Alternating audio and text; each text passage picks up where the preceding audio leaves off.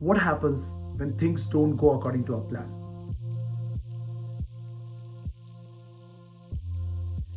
More often than not in life, things will not go the way we want it to go. And often it can make us feel really, really bad. In this video, I just want to briefly touch upon ways in which you can handle it. But before I do that, let me just first mention how is it typically that we handle it. Number one thing is we know that we have a right to feel bad.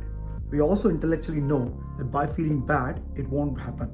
But still, we feel bad. And how do we handle it today? We go talk to a friend. We sleep over it. And worse, we get drunk and we think somehow things will go away. A lot of time when we are in this situation, we're actually trying to find flaws in other people, in the situation, in all the environment, rather than looking within.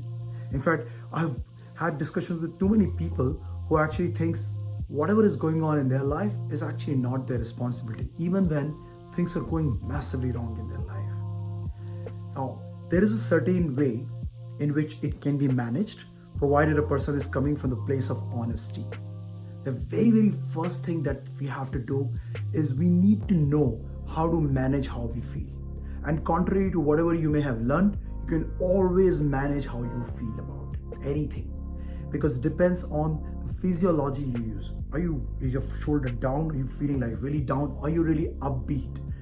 What are the words you're using? Like if you define the feeling of upset and anger as anger, you're gonna get really angry. Or if you define it as a feeling of it's inconvenient, then it'll feel like inconvenient. So what words are you using to define it is again another way. But one particular way, which I have seen working with people I coach amazingly well, is when you're feeling bad about something, just break it down into small steps and say, this is what happened, and then this happened, and then this happened, and then this happened. And contrary to whatever you may have learned, you will always find that there's one particular thing in which that made you feel bad. Now break that down further and you will find again there's a very minor thing that made a difference. And that minor thing is something which is always, always, always in your control. Let me leave you with this message, that what we say with absolute certainty determines what we believe in, and that defines the quality of our life, and that defines how we deal with eventual setbacks and problems and issues.